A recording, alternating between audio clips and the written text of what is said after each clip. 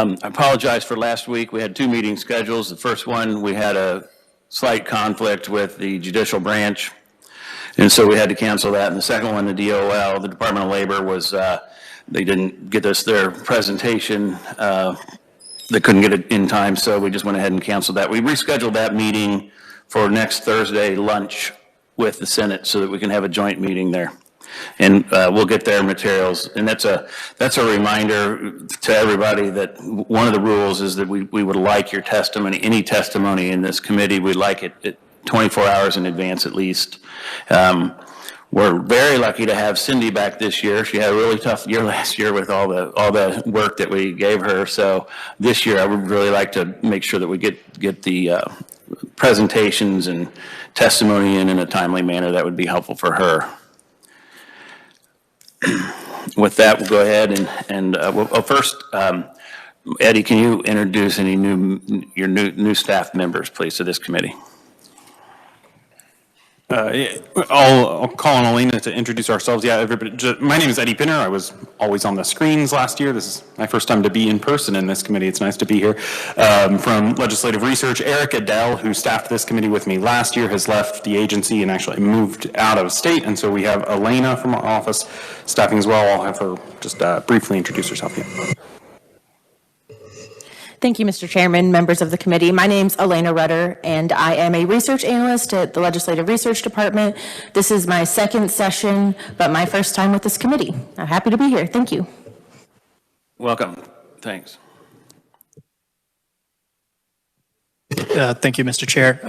My name is Dennis Nicholson. I'm on the AV team, so I set up the WebEx meeting about with the YouTube Harmony, and yeah, thank you. Welcome to committee, and thank you.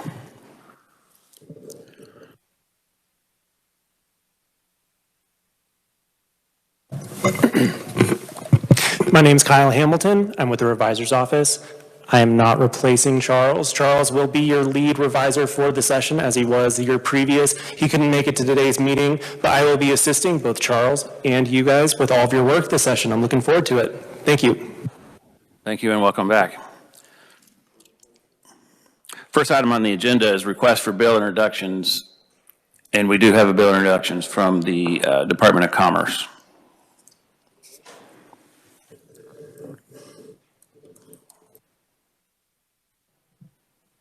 Yes, thank you, Chairman. Members of this committee, we request Bill 22 RS 2632 to be introduced.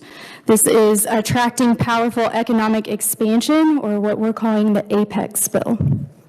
Thank you. Okay, thank you. Without objection, we'll go ahead and accept that. Seeing none. Next on the agenda is Sporting KC, Jake Reed. Welcome to committee, sir. Never be accused of being smart. Thank you, Mr. Chairman and members of the committee. It's a pleasure to be here.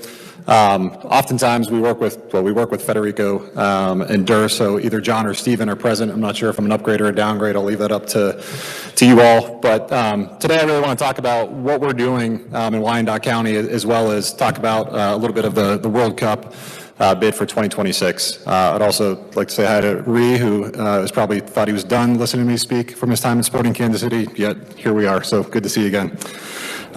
For those not familiar, I've been here for 12 years. We've had an unbelievable relationship with the state of Kansas and the unified government. We opened Children's Mercy Park in midway through 2011. And it's been fantastic. We're the second smallest market in our league, yet we oftentimes consistently punch above our weight class in terms of on-field results as well as the business results. So for the sake of this group, I think it's an important reminder to talk about the economic impact we're having on not only the state, but certainly in Wyandotte County. So on average, we drive over 600,000 visitors per year through Children's Mercy Park. That's a variety of events. Clearly, the match days are a big part of that. So we have anywhere from 22 to 25 home matches a year. We also do 200 additional events per year in that venue. So anything from small group meetings of 20 to 50 to large outings of 500 to 600 in venue. And I think it's important because we value the partnership we've had with the state going back to 2010. we funded our stadium with star bonds. We got $150 million in star bonds. We paid that back in under 7 years, and we've continued to produce an unbelievable economic engine in that region, and it's working. And I think we are the envy of a lot of our teams around the country as you look at the results we've produced, and the relationship we have with you all at a state level is something that we do not take for granted, and so we appreciate that. Also, from a training center standpoint, we opened Compass Minerals Training Center in 2017. It's the home to our first team training, but more importantly, for the sake of this discussion, U.S. Soccer entered a partnership with us and relocated all of their coaching education to that facility. So for those not as familiar as myself with the way that our sport works, anyone in coaching from the youth level up to Peter Vermees, our head coach, has to have a license from the U.S. Soccer Federation. All of those courses go through that facility. So I'll caveat it on a non-COVID year. We're doing around 10,000 room nights just from that program alone, in addition to the fields that we opened next door about a mile down the road at the Wyandotte Fields Complex, which has 8 full synthetic fields, 4 natural grass fields. We drive about 1.3 million annual visitors through that facility.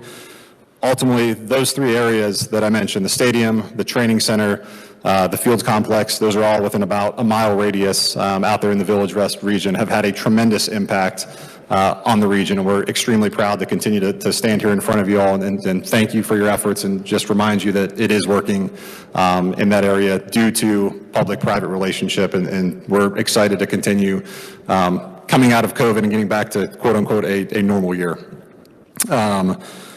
The World Cup, this, speaking of economic driver, the FIFA World Cup, we're bidding on that for 2026. For those, again, maybe not as familiar with the World Cup, it is the largest sporting event in the world, bar none. Our friends at the Chiefs would agree with that. When you talk about what that could mean if we won that bid, it would be the equivalent of having probably 5 to 6 Super Bowls in a month time period. Those games would be at Arrowhead Stadium on the Missouri side, but all the training facilities, by and large, are on the Kansas side. So the facility I mentioned would be a base camp for a country coming in. So take a Brazil as an example. They would come in, this would be their home training site. They would use this as the location to go throughout the country, but they would bring on average 20 to 30,000 fans with them that plant themselves in our region for 30 days during that tournament. So the impact of the region would be conservatively probably $750 million to $1 billion in that month alone for the World Cup. So we're active in that process. We expect feedback from FIFA sometime in the next quarter, call it, and we're optimistic that we've got a good chance to host that tournament here in the Midwest. Outside of that, I just want to thank you all for the time. I think most of you have been to the facilities. If you've not, we'd love to have you out there, whether that's for business use or certainly on a match day. We are in preseason as of yesterday, so we are back and at it out in Arizona. We look forward to kicking off on March 5th. So thank you for your time. Happy to stand for any questions as well if anyone has any. Okay, we'll go ahead and transition into questions. Representative Clayton. Thank you, Mr. Chair, and thank you for being here. As you move forward in the bid process, is there anything that the legislature can do to perhaps make the Kansas City area environment and the legislative environment just a little bit more conducive to attracting a world-class event such as this? Yeah, it's an important question. I would say, and I've talked to folks on a one-off, I think the collaboration we've had from both the sides of the state line as well as both cities has been tremendous. I think put us in a great spot. We've got a unique bid opportunity where we are, representing a region versus a specific city. And I think the most important thing is showing a unified force. Unite is the tagline for our bid. When we hosted FIFA in October, I think we had an incredible showing from both sides of the state on that, and I really think we put our best foot forward. I think at some point, there is going to be an ask for financial support as we host this. So you're talking about renovations. There's some transportation things that we need to do. So that ask will come, but that's a good ask because that means we've won the bid, and I think we can put a pretty good number in front of you as what we expect economically to come out of that. So right now, no. I'm sure most people don't stand in front of committee and don't have an ask for you all, but right now I think your support has been fantastic, so thank you.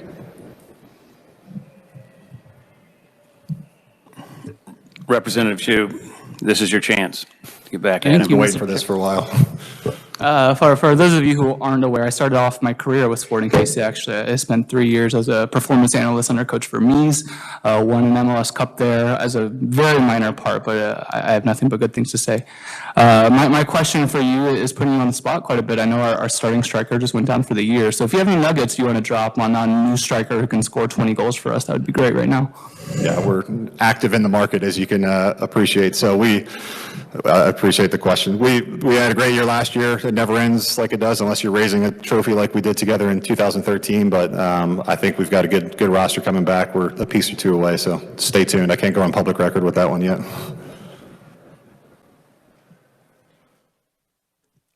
It sounds like the World Cup deal would be pretty transformative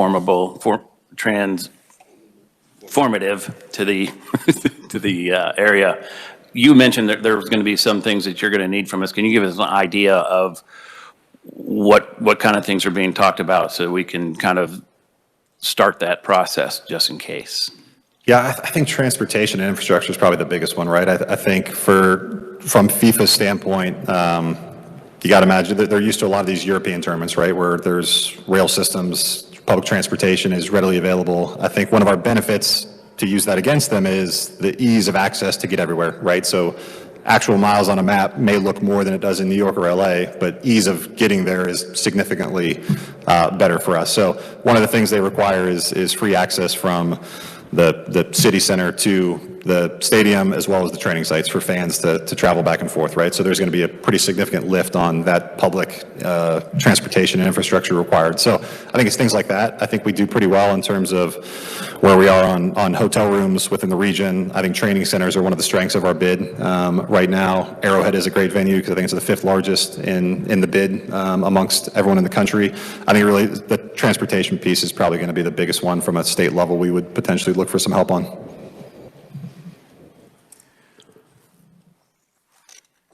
Okay, seeing no further questions. Thanks so much for coming in today. Of course. Thank you all. Always appreciate the time. Enjoy the rest of your day.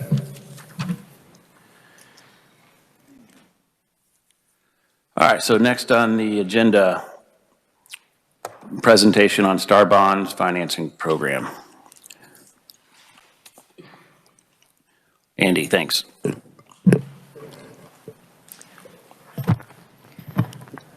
Thank you, Mr. Chair.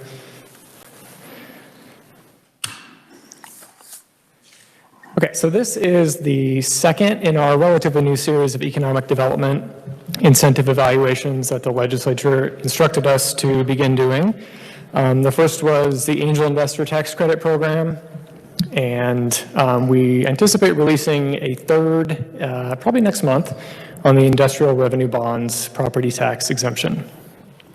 One thing I will mention is that I think the PDF version that you all have is auto-generated from our website, so it may not, I think it translates pretty well to PDF, but our website is really intended to be viewed in its native HTML version, so some of the formatting may look a little bit wonky, but that's what happens, I guess, when you try to auto-generate from the website. So the website also has podcasts and, like I said, the native HTML version that may be more user-friendly.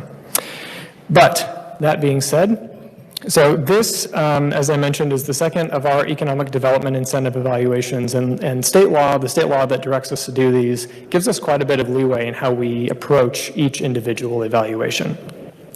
So for this one, we looked at a couple of different things that we thought made sense for this program, especially kind of a first cut of this program.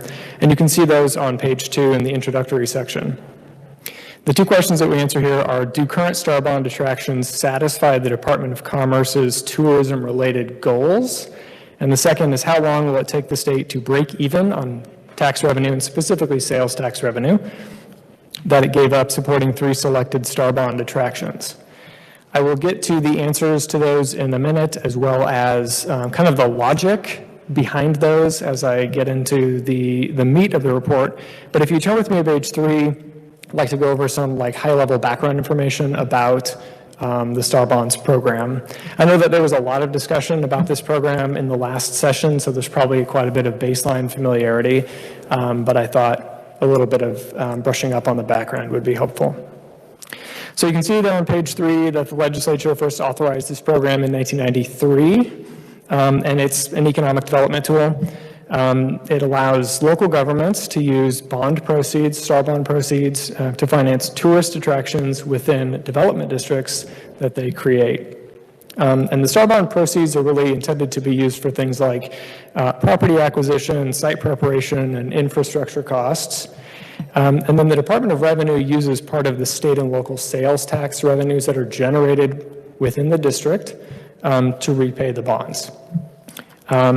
Typically, that has to be done in 20 years, and then at that point, once the attraction is self-sufficient, the state and local governments get all of that sales tax revenue that they are owed based on transactions that happen within the district. So if you turn with me bottom of page 3 and then over onto the top of page 4 in figure 1, you'll kind of get a sense for how frequently this program has been used since 1993. So we looked at data that was current as of November of 2020, which is over a year ago now. But at that time, about $1.1 billion in star bonds had been issued to support 20 tourist attractions that are located in 13 star bond districts in 12 cities across Kansas. And in figure 1 there you can see, if you look obviously in the Kansas City region, that Village West is by far the largest of all of the star bond districts. So I think that's probably the one that most frequently comes to mind for people when they think about this program. You can see there that it is the recipient of about $726 million out of the $1.1 billion total. So it really makes up the lion's share of all of the bonds that have been issued under this program, and isn't sort of generally representative of your typical star bond district.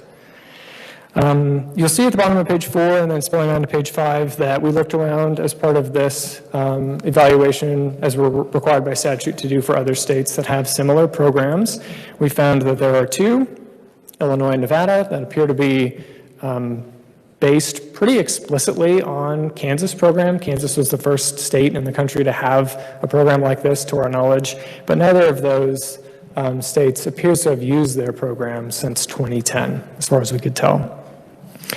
Okay, so if you turn with me to page 5, in the middle in the big bold text, you'll see the answer to question 1, which, as a reminder, was, do current star bond attractions satisfy the Department of Commerce's tourism-related goals? And as you can see on page 5, we estimate that only 3 of the 16 attractions that we reviewed met Commerce's tourism-related goals. Now, attracting tourists is the particular element of this program that we wanted to evaluate because we think it's what sets it apart from other economic development incentive programs. So you can see at the bottom of page 5 that the statutory purpose is pretty broad. It defines the purpose of star bonds as the promotion, stimulation, and development of the general and economic welfare of the state of Kansas, including Kansas communities. But the thing that really sets it apart in our minds is the focus on tourism, which I think the rest of the statute makes fairly clear as we lay out on 5 on the top of page 6. In alignment with the kind of centrality of tourism to this program and generating economic development through tourism, you'll see at the bottom of page 6 that the Department of Commerce has 2 tourism-related goals for the program. These are sub-bullets kind of towards the bottom. So Commerce has said that each attraction should draw 20% of visitors from outside Kansas and 30% of visitors from at least 100 miles away. And attracting those out-of-state tourists and generating economic development through out-of-state visitation is important because that's new money for the state economy. So anytime someone from another state, Nebraska, Missouri, wherever, makes money in that other state, comes to Kansas and spends it, they're injecting new money into the state economy. It's less clear when a Kansan visits a Kansas business or a Kansas tourist attraction and spends some money that's truly new money, that they wouldn't have spent that money anyway, even in the absence of the star bond attraction. So getting that clear-cut, out-of-state, new revenue for the state is an important goal, and that's why we looked at it. Okay, as you can see in the rest of page 6 and then sort of on, let's see, page 7 and even spelling on to page 8, the Department of Commerce didn't have comprehensive tourism data for us to evaluate. So we went with a private company called Streetlight that uses cell phone location data and vehicle GPS navigation system data to determine how many people visit various places around the United States. And in particular, we were confident in conversations with Streetlight that their data were able to show us how well the Star-Bound attractions that we reviewed did against those 20 and 30% goals that the Department of Commerce set for the program. So we'll see then at the bottom of page 8 and then particularly in figure 2 on page 9 the results of that analysis. So we looked at 16 Star-Bound attractions because we wanted to limit it to 2018 and 2019 and to attractions that were open and available to the public and available for tourists during the majority of that time period. We skipped 2020 because of the COVID-19 pandemic, which of course significantly impacted tourism.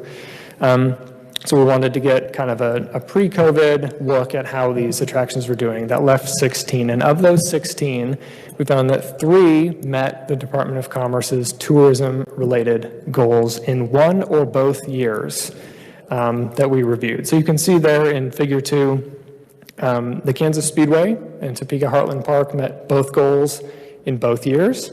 And then the Hutchinson Underground Salt Museum met both goals in 2019, and they met the 100 plus miles away goal in 2018.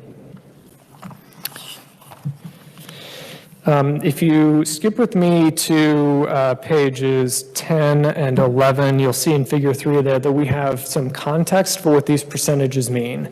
So we were a little bit less confident in the Streetlight data's ability to give us precise numbers of absolute visitors to these different places, but we wanted to provide at least some context so you know what 20% means or what 30% means. So these are pretty heavily rounded numbers, and they're really primarily there just to provide some context. We're more confident in Streetlight's ability to give us the percentages. At the bottom of page 11 and then spilling onto the top of page 12, you'll see kind of our takeaway from this part of our analysis. And it's that it seems like the more unique attractions that are difficult to get in other places, those experiences that people really have to travel to Kansas to, are the ones that seem to have done a little bit better. So the Underground Salt Museum, for example, in Hutchinson is the only museum of its kind in the Western Hemisphere, so if people want that experience, they really have to travel here. Kansas Speedway is one of only a handful of top-tier racing venues that host, NASCAR events, and then Topeka Heartland Park, in the years that we reviewed, hosted national-level racing. So those are the types of more unique attractions that appear to be doing a little bit better job at getting people to come into Kansas from outside the state and meeting those 20 and 30% goals that the Department of Commerce set for the program. So then on page 13, you will see in the big bold text the answer to question 2, which as a reminder is how long will it take the state to break even on tax revenue it gave up supporting 3 selected Star-Bond attractions. So you'll see the answer there is that we estimated based on our analysis it would probably take many decades for the state to recoup the sales tax revenue that it gave up for the 3 districts that we evaluated. We thought this was an important way to look at this program because it contextualizes the opportunity cost really for the state in giving up sales tax revenue to help repay these bonds. So back on page 4, you'll see that about $668 million had gone towards repaying the $1.1 billion in bonds that had been issued as of November of 2020. So there's a pretty significant opportunity cost associated with that, and we wanted to understand kind of what the context is for that amount of money. How much is that really, and how long will it take the state to recoup that? So you'll see on page 13 that we looked at 3 different attractions, and we looked in particular at the Underground Salt Museum, which I've already mentioned, the Overland Park Prairie Fire District, and the Wichita Sports Forum District. So we thought that gave some interesting variation in terms of size, location, the type of attractions that were involved, and their repayment status. So we thought it would give us a decent look into what kind of a typical Star Bond experience is like. Notably, we did not look at Village West because, as I mentioned before, it is so much larger than any other district. We thought it wouldn't really be representative of, like I said, your sort of typical Star Bond district and attraction. Now, Appendix B towards the back of the report provides a pretty full treatment of our methodology, but on page 14, we have a couple of things that I wanted to point out explicitly. So you'll see that we made a couple of assumptions that pretty significantly impacted our results. So the first is that we assumed only out-of-state visitors bring in new revenue for the Kansas economy. So that is not going to be the case all of the time. There are probably some instances where out-of-state visitors would have come anyway, and they may have spent their money in Kansas because they were here for business or for a wedding or something like that, and the Star Bond attraction didn't really induce that spending, but for the purposes of our analysis, we assume that that's the case. We don't include local visitors because, again, for the purposes of our analysis, we assume that that's money that probably would have been spent in Kansas anyway, that they didn't spend money solely because the Star Bond attraction existed. That's not always going to be the case, but we thought that was a reasonable simplifying assumption. And then we also assumed that only development that happened because of Star Bonds brings in new revenue for the state. So some of this development would have happened anyway, even without this program. And being as conservative as possible and giving the program as much credit as we can, we tried to limit this to new development that was really induced by Star Bonds. You can see in figure 4 at the top of page 15 kind of a summary of our results. It's the two bold lines there.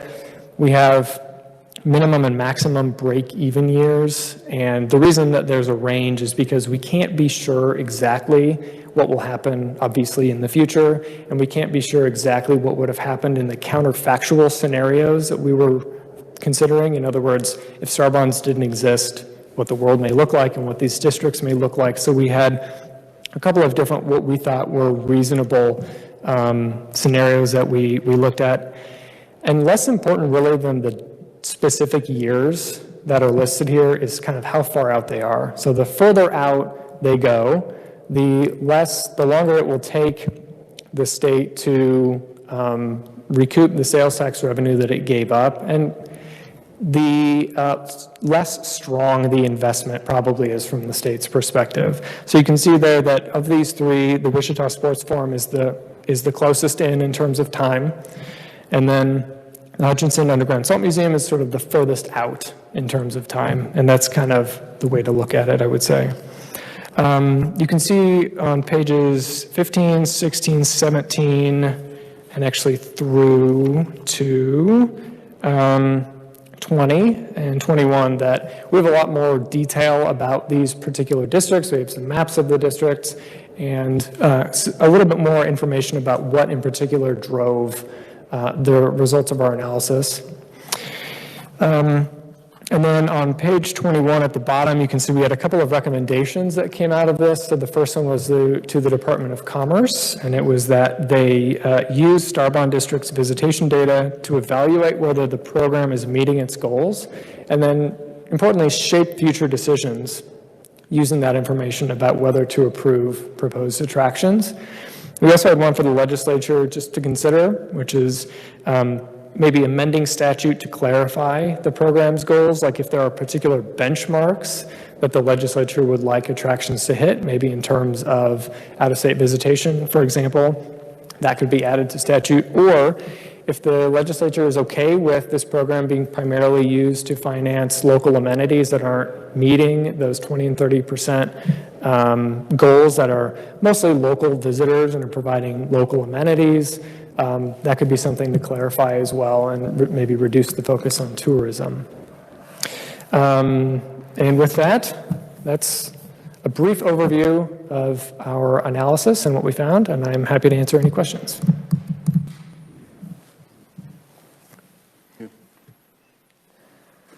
Representative Shu.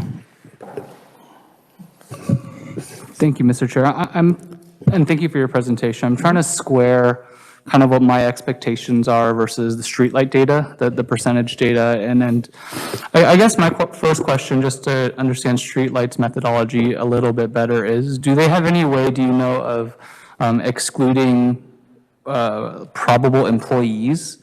You know, like employees who work at the National Training Center, employees who work at Village West, for example? They do. So as part of tracking people's cell phone locations, they observe where the cell phones that they are tracking, and this sounds more big brothery than it really is because it's anonymized data, but they observe where the cell phones are in overnight hours consistently, and then they impute that as the home location. So then when we are analyzing the data, we can strip out people who, well, the other thing I would mention is that they also observe where people are consistently during working hours. So with that, then they can reasonably assume that cell phones that are in, let's say, the National Training Center, 8 to 5-ish during weekdays, they assume that's a worker. And so then we can strip those people out of the analysis and get at people who are, whose home locations are somewhere else and who don't work in the locations that we're looking at. Okay, thank you. I'll noodle on it, but thank you. Representative Williams. Thank you, Mr. Chair, and thank you for providing this report again. So remind us, when you were gathering this data, did you use the reports, the annual reports that were submitted from the municipalities, or did you draw this number or information strictly from commerce data, separate from the annual reports provided by the municipalities?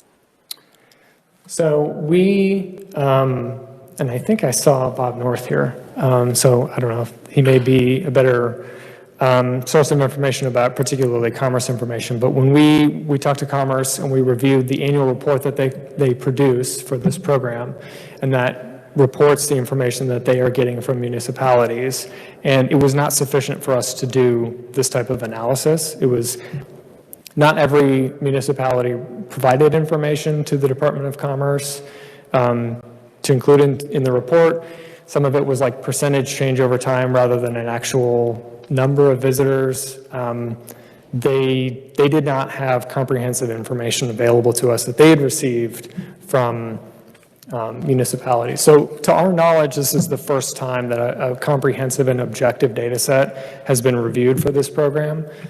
So Commerce didn't have the opportunity prior to this to review the program in this way, partially because they didn't have the authority to force the provision of data.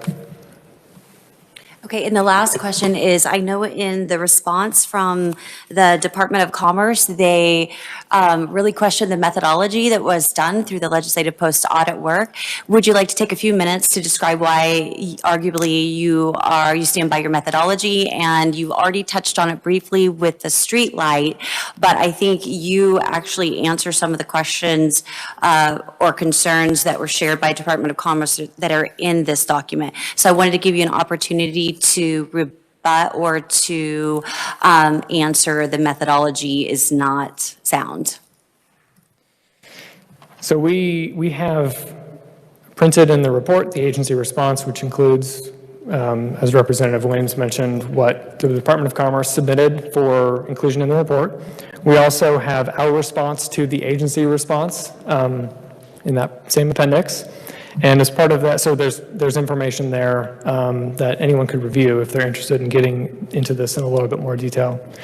But in that response, basically there are two, I guess, objections that the Department of Commerce raises in their response to us that we talk about in our response back to them, I guess. So the first one is using the streetlight data. So the Department of Commerce contended that streetlights data aren't reliable for estimating visitation. And we acknowledge that the data are not perfect, and they particularly can't be used to determine exact visitor counts. So that's why, for example, in figure 3, we have heavily rounded numbers, primarily just to provide context. But we did our own data analysis or reliability analysis of the streetlight data set. We compared it to some of the attractions numbers that we thought were probably more reliable. It's like ticketed events. And we spent quite a bit of time talking to Streetlight and getting a better understanding of how they collect their data and then how they extrapolate it to the population, for example, and its representativeness as a result. And we felt strongly that it was, in particular, in terms of determining how many, as a percentage, of visitors came from 100 miles away or out of state, we felt strongly that it was reasonably accurate, sufficiently accurate anyway, for our analysis, and we didn't really have alternatives. So in order for us to do the analysis, A, we felt strongly that it was reasonably accurate, but B, we didn't have alternative data sources that would be comprehensive and objective and reliable to use. The other thing that they mention is that some of the break-even analysis assumptions, such as what activity generates new state spending or may have occurred without star bonds, they objected to some of that. Again, we carefully review everything that we get when we have, an agency response like this one. We met with them. We paused our audit and took some time to consider whether our assumptions were faulty or whether we needed to change what we were doing. We stand by the assumptions that ended up in the final report for two reasons. We think that our assumptions are reasonable. They're based on economic research. They're tailored to our understanding of the three districts that we looked at. This is for the break-even analysis. And based on our professional judgment, we think they are reasonable. Now, they are simplifying assumptions, which is common in economic research, but we think they're reasonable simplifying assumptions that help us to analyze a very complex, messy world. We also note here that the Department of Commerce didn't offer other assumptions that we could have used for this analysis that they believe would have been stronger, specific assumptions that they believe would have been stronger to use in place of what we did. Now, this is kind of a subjective analysis, and we recognize that other analysts, be they at the Department of Commerce or anywhere else, they could have done this differently, and it wouldn't necessarily have been invalid or wrong, but it would have reflected maybe a different understanding of the realities of these particular districts, maybe how people would act under the counterfactual scenarios that we were trying to account for, things like that. So that would be my answer to your question, Representative Williams. Okay, and thank you very much. And the reason I asked is because as we look at the annual reports that were submitted to the Department of Commerce, some of it doesn't even give real data. So it might say that our visitation went up 30%. Well, 30% from what number? So I didn't know if you were able to find more or not, but I appreciate your audit. Thank you. Thank you. Okay, Representative Ralph. Thank you. Thank you, Mr. Chair. Thank you for the information today. Big fan of legislative post-audit podcasts, too. Please keep up on those.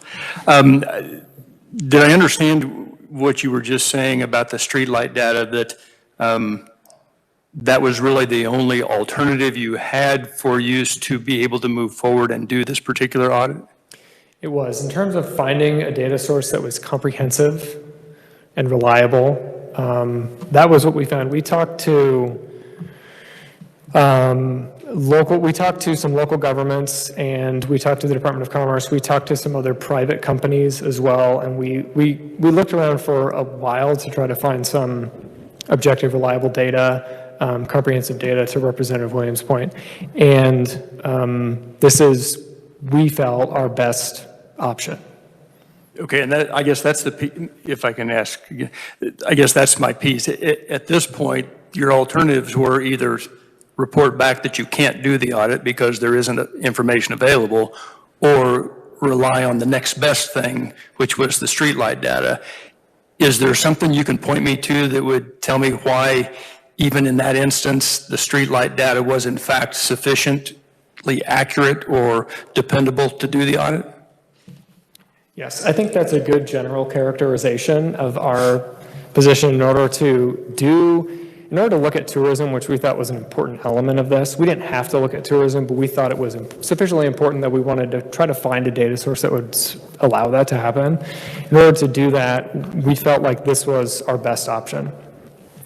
So the streetlight data in our conversations with them is a representative sample and it is statistically representative of the Canadian and US populations. And they primarily focus on vehicle traffic. Their primary customers are transportation agencies like KDOT, for example.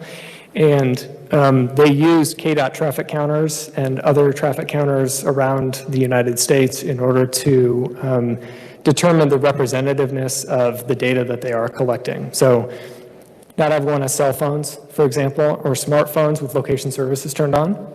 And so some of those people are missed. And so what they do is they use machine learning algorithms to sort of true up their representative sample with the population as observed by static traffic counters. And so they are able to, with pretty strong reliability, say which percentages of visitors to any given area are coming from a particular home location based on those algorithms. Thank you, Mr. Chair. Okay, so well, I think I have a question. On the bonds themselves, are any of them in jeopardy of not being paid off in the allotted time? To our understanding, the Overland Park Prairie Fire bonds are not currently generating sufficient revenue to be repaid on time. And so they are in danger of default. Now, for the purposes of our analysis, we assumed that we gave them the benefit of the doubt and assumed that they would be paid on time and then went from there. But in our conversations with Overland Park officials and the Department of Commerce, it is possible that they will default on their bond obligations. But we can't say that definitively. There is some additional development that is slated to happen in that district that could help with that. So what would that, I know Kansas taxpayers are not at risk there, but would that affect our bond rating at all or the future of, I could imagine it would get more difficult to sell these bonds knowing that we are possibly defaulting on a $65 million bond. That's hard to say. The bond issuer is the city of Overland Park, if I'm not mistaken. And so, and it's not a general obligation bond. It is solely to be repaid by the sales tax revenue. And so our understanding in conversations with Overland Park officials is that their position is that if those bonds default, it's not likely to affect their bond rating for their general obligation bonds. And because it's not issued by the state of Kansas, my assumption, although I don't know this with certainty, would be that it wouldn't affect the state of Kansas credit rating either. Okay. Representative Clayton. Thank you, Mr. Chair, and thank you for your indulgence. You mentioned additional development in the Prairie Fire development, and so I don't live too far from there. Does that include just the area just to the east where the Chicken and Pickle has recently been built? Yes. Because that's huge. Everyone's going there. So, okay, so hopefully we have some optimism when it comes to that project. I'm excited about it. Representative Highland. Thank you, Mr. Chairman. Thanks for the information. Did you calculate the break-even point for the other than the three? We did not. We just looked at the three to get a sense because we thought they were representative generally of the program. Thank you. Okay, I believe the Department of Commerce is here for a response to this. Did you want to? Bob North. I'm sorry, Mr. Chair. Did you want to? Oh, absolutely. Give your response? Okay. Yeah, thank you, Chairman Tarwater and Vice Chair Long. I'm Bob North, Chief Counsel at the Department of Commerce, and I am here to tell you that Star bonds are a very, very effective and strong economic development tool. They're working well in most instances. Not going to tell you that every project is perfect, and we appreciate the opportunity to have worked with legislative post-audit on this analysis. As indicated, we do disagree with some of the methodologies, some of the assumptions, and things of that nature. Our formal response to the audit is attached to our testimony. In the interest of time, I'm not going to go through that today. But Star bonds have been extremely successful, viewed in aggregate in the state of Kansas. It's important, and Andy spoke to this briefly, to understand how Star bonds work. Projects utilize only additional revenue that was created by the project itself and the retail development that comes with the project. This is not a situation where the state is reaching into the state general fund, writing a check, reimbursing these projects for debt service on the bonds. The only source of revenue to pay back Star bonds is the new revenue that is generated by the project and by the other retail establishments within the Star bond district. So it's really important to understand. We can talk about a break-even analysis based on sales tax. Nothing about break-even analysis in the Star Bond Act. Nothing about it in the regulations, nothing about it anywhere. Please keep in mind that Star bond projects were not intended to solely be sales tax generators. If they were, we'd take our money and build a bunch of Walmarts, okay? That's not the goal. So the goal of Star bonds is to create attractions that are going to bring visitors to the state and that are going to give the entire state, its citizens, cultural attractions and other types of attractions to improve quality of life, right? Kansas, we've got more jobs open right now than we've got people on unemployment.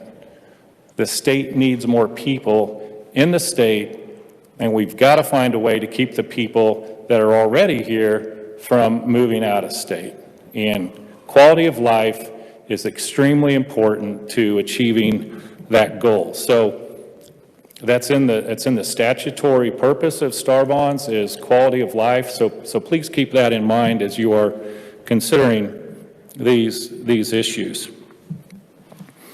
We also talked for a minute earlier about projects. No project has defaulted on its bonds, not one.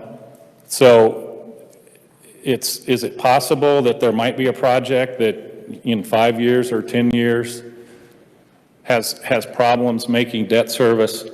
It is possible, right? I can't stand here and tell you that for the next 15 or 20 years, there's not going to be a Star bond project that has an issue making its debt service payments. What I can tell you is that in the over 20 years that we've had the program, and through 19 or 20 projects, that no project has defaulted on its bonds. And again, the sales tax break-even analysis seems rather narrow, right? There's so many other positive attributes associated with Star bonds, and we want to make sure that you give consideration to those as well.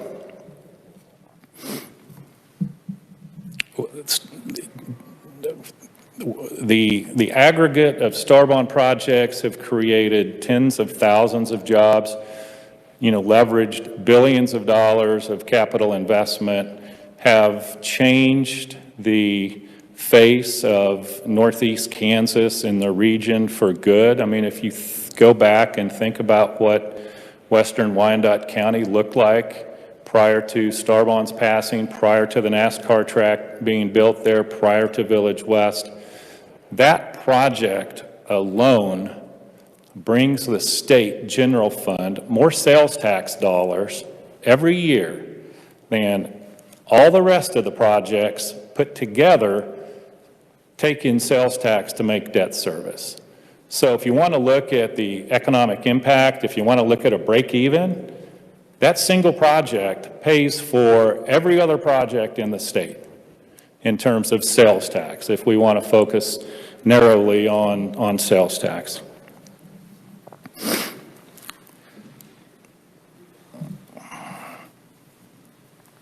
You heard from Sporting earlier about the impact that Star Bonds had on that project. The developers of Sporting and owners have testified before this body and many similar bodies. That project would not have happened but for Star Bonds. And it has been successful. I think the testimony was 600,000 people annually to that one attraction. And again, the economic impact and the economic benefit of that district by itself is absolutely tremendous. Similarly, we've got a project in Manhattan, the Flint Hills Discovery Museum. It combined mixed use. It's got housing, it's got senior housing, it's got multifamily, it's got lots of retail. The bonds are just about paid off. They're going to pay off early. And as a matter of fact, the vast majority of projects are going to pay off before the 20-year term is complete. Some of them have paid off in as little as 7 or 8 years, and there are a couple of exceptions, but for the most part, those bonds are going to pay off early. Another project that helps kind of focus on Kansas history and is another cultural type attraction would be the Amelia Earhart Museum in Atchison. There is, I believe, the only remaining aircraft that she flew on her trans-global flight. Now, obviously, it's not the very same aircraft, but it's the only extant aircraft of the same type that she flew. So that's a small project, right? That's about a $2 million Star Bond project that is having great impact on a community the size of Atchison. And that project brings visitors from not only all over the United States, but all over the globe. And similar to that would be kind of the world-renowned Boot Hill Museum in Dodge City. It's also got a long, rich history of attracting visitors from all over the world, and we've done a successful Star Bond project in Dodge City and helped kind of bring that museum into modern times. And I've been there, I've toured it. It's a fantastic attraction. Star Bonds, while a very strong Star Bond or economic development driver and quality of life driver, they're not perfect. You've amended the Star Bond Act probably a dozen times in the last 19 years. And we agree that we've got to do better in terms of visitation, right? How do we track people that come to Star Bond projects? For a museum, it's simple. Sign a guest book when you enter the museum and put your address or your zip code down on the guest book. That's easy. When we go and look at the Wichita Sports Forum, where you've got 500,000 or 600,000 people coming in and out every year, it's a little more difficult. If I'm taking a van of 12-year-old volleyball players to the sports forum, and I have done that, it's difficult to capture that visitation, right? Those 12-year-olds, while a lot of them probably have smartphones, their parents might have told them to leave them behind, right? So, and I'll get into the street light in a moment, but it's not so simple as saying, oh, we're going to count each and every person that comes into a Star Bond attraction. It's just not. It depends on the attraction, and it depends on the tools that are available. And we would agree with post-audit. I'm sure we would agree with this committee that we've got to find better ways to do that. And we don't know what the solution is in toto, but we're working on it. Legislature amended in Senate Bill 124 last year, for the first time, cities have got to submit a plan of how they're going to track visitation for their particular project. So we've got 5 vendors on contract now that are going to provide the feasibility analysis to the state, as opposed to providing the feasibility analysis to the developer and to the city. So we think that's going to get us better numbers. Those were a couple of the changes we made last year. We're also, a new requirement is we want a summary of community support. Do the communities, are they in favor of the STAR bonds, or are there issues? So we made a number of improvements to the STAR bond bill last year, and we are implementing those and look forward to utilizing STAR bonds in a positive way going forward. And I'm sorry there aren't any questions. Thanks, Bob. You mentioned the tracking that we put into the STAR bond bill last year. Where are we? So I think we were looking for purchasing data from all businesses in a STAR bond district. Are we receiving that yet, or where are we on collecting that data? Well, yeah, I'm not sure that's kind of what the bill did, but what the bill requires is that for new projects, the city must submit a detailed methodology for how it's going to track visitors to that attraction. And so we haven't had enough runway to determine how that's going to work. And smartphones are one way to do that. The problem with streetlight and most smartphone-based data collectors is that, admittedly, they miss 20 to 25% of the visitors. So we think that's substantial. They miss 20, and they'll tell you that. It's on their website, right? I'm not making that number up. It's not a perfect science, and we recognize that, and we're looking for ways to do it better. And as I indicated, there's certain demographics of STAR bond attraction visitors that are less likely to have a smartphone. Take those 12-year-old soccer teams. Take my parents, for example. They went to lots of museums. They never carried a smartphone. So it kind of depends on the nature of the attraction and who is likely to have a smartphone that's going to give us better data. But we are looking for ways to track it better, because we acknowledge that we need to get a better grasp on visitation. I have a question about the STAR bond district on 159th Street in Overland Park. That was approved a few years ago, I believe. Was that recently approved, or was that approved a couple of years ago? It's been a long and winding road. It was originally approved 5-6 years ago, and it is still in the works. Okay, so we put an on and off ramp on 159th Street from 69 Highway there, I want to say 7 or 8 years ago, somewhere around there. And that was just a field at the time. And immediately there was a huge boom in economic development there, with a grocery store going in, a hospital going in, 500-bed hospital, I believe now, and restaurants, lots of restaurants that got there without the STAR bond. In fact, they haven't even broke ground on the STAR bond project yet. They've got a field there that they're going to one day build something on. The sales tax being collected in that STAR bond district, is that coming to Kansas now, or are those sitting on the sidelines being collected to pay off of STAR bonds that haven't really been issued?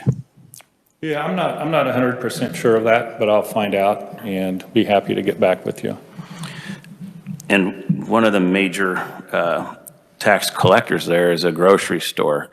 Can you tell us the food tax cut, is that going to affect STAR bonds that have grocery stores or Walmarts in them? Yeah, that's a great question.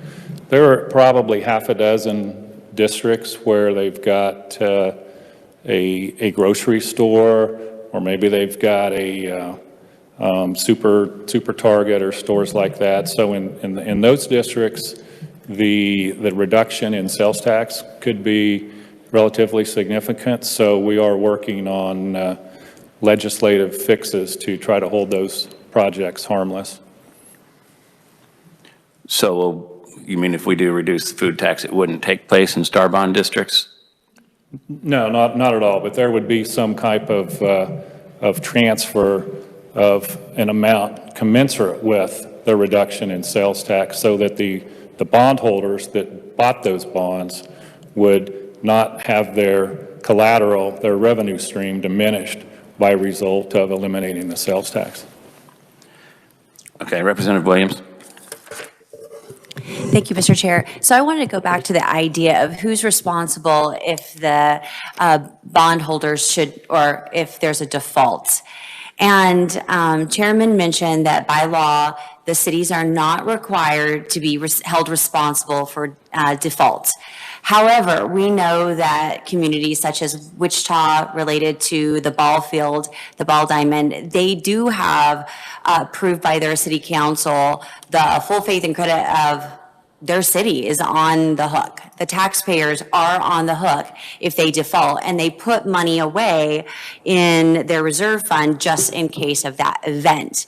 So knowing that and understanding that communities do in fact put their taxpayers on the hook, how many other contracts and other star bond districts do the same, so we can better understand the obligation when things don't reach their goals. Right, with all due respect, I'm not sure that is a fully accurate characterization of the situation in Wichita.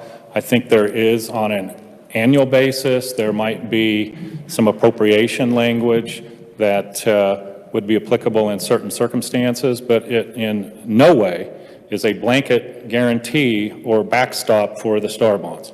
And that's probably a whole hour discussion, and I'm happy to have that and get the exact information, but it is inaccurate to characterize this as the city of Wichita has put its full faith and credit behind those star bonds.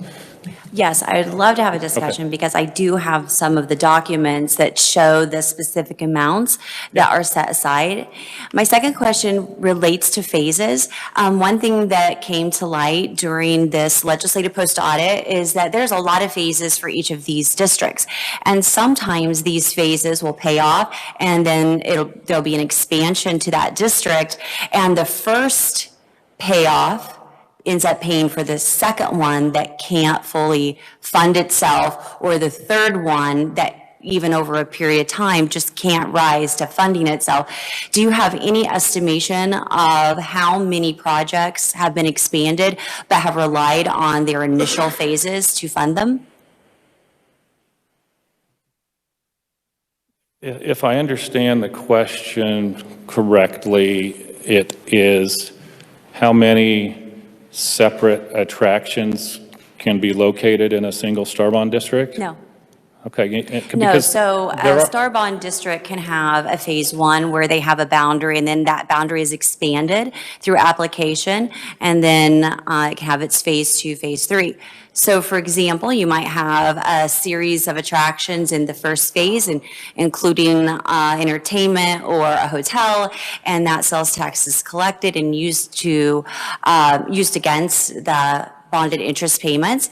And let's say that phase one is fully, they've hit their mark.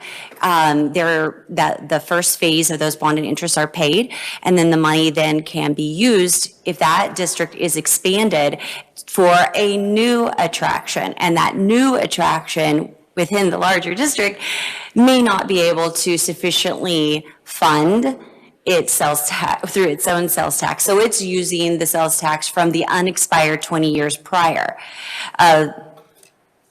So now that I'm going to completely confuse everyone, but do you follow? I think I do, and it sounds like maybe we're talking about a specific situation, and I'd be happy to address that. But typically, as as attractions are added to a district, when you sell star bonds, you are pledging 100% of your sales tax revenue from that district to that set of bonds until such time as the bonds are paid off. And then, let's say the bonds pay off in 12 years, right? If there's another attraction in the same district, then there have been instances where the capacity from the district is used to fund additional attractions within the project district. Or in the alternative, sometimes you see a district physically expanded. So you've got a 60-acre district and the city appends onto it 20 acres for an additional attraction, and that attraction would have its own sales tax creating retail or attractions, and that would be used to pay for the bonds associated with that new attraction. Well, I appreciate your response, and I will talk to you a little bit more offline so I don't take everybody's time about the phase 1, phase 2, phase 3 that are often go with expansion of these various districts. So I would definitely like to do that. The last comment, if I may, Mr. Chairman. Okay, is related to the feasibility studies. We did kind of bolster up the requirements, the transparencies, many good things last year. But one thing we didn't really look at was and I wanted your comment on that, would be feasibility studies that might be 5 or 6 years old and still being used for new added attractions, and whether or not you feel like that would be a benefit for the legislature to take a look at. Yeah, that's I think one of the benefits of the Department of Commerce, the state of Kansas. We now engage those feasibility studies. They are the vendors of those studies work with the Department of Commerce, and they don't work for the developer or the city any longer. So I think that was the legislature's intent, certainly our intent with that amendment, is that we are going to have more accurate, more timely, and better data in terms of those feasibility studies. And I would agree. It was just too bad that there was one situation in which one was updated literally days before this law took effect and would have potentially changed the feasibility study, which happened to be 6 years old. So thank you very much for answering those questions. Thank you, Mr. Chairman. Representative Johnson.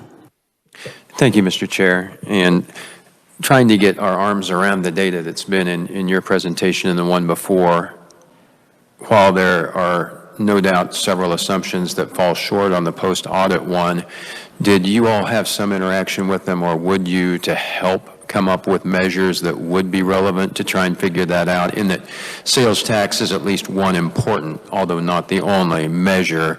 How do we look at that, and how then do we add the other measures, whether it is quality of life, or if we're looking at the wrong model and this is a venture capital type of investment where one big project, one big winner carries several? How do we look at, and have you provided some feedback so that we could, in that the concern that we would have with just the numbers we have is that the break-even would be beyond the life of a realistic investment in a project. So, sure, no, and we had a number of really positive and I think mutually rewarding discussions with post-audit around what's the best way to track visitation, what are other options for evaluating the economic impact of star bonds. That's where the department would be, is what's the overall economic impact of star bonds. We've got the Docking Institute at Fort Hays State University has done some work on looking at star bonds across the board and trying to determine the economic impact from those projects. So absolutely, we're open to discussion and very interested in getting it right. and if I may, do you have one or two or three of those types of things that the department has really suggested that we fine-tune more with the Docking Institute or others? I get looking at other ways of measuring number of people, but what are those next steps? Right. I mean, the quality of life, I mean, we need to figure out how are we going to measure that, right? How important is it to people to have a Prairie Fire Museum or a Boot Hill Museum or the Discovery Center Museum. How do we measure that? You know, in those communities, I think it's very important, and we do get visitors from out of state to those projects. How important is it to all of us to build quality attractions for the people that live in the state now, and trying to keep young people in the state? You know, they may not like museums, they may not like NASCAR. As they have children, they may be interested in some of the kind of major multi-sports athletic facilities. So kind of part of the intent is to have a broad kind of swath of Starbond projects so that we can touch a lot of bases.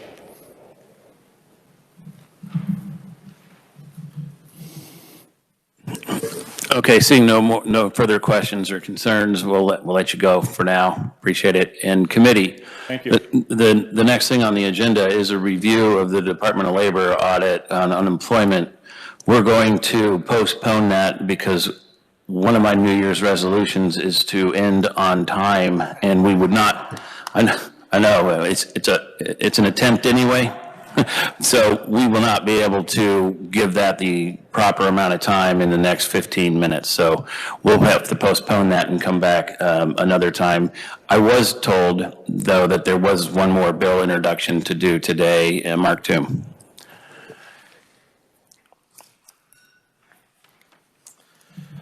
Thank you, Chairman Tarwater, members of the committee. My name is Mark Toom. I'm representing the Kansas Association of Realtors and here to introduce 22 RS 2606, and this is the Kansas Home Inspectors Professional Competency and Financial Responsibility Act. Okay, without objection, we'll go ahead and accept that. Seeing no objection. Thank you, sir. All right, that's it for today. We'll adjourn. Thanks.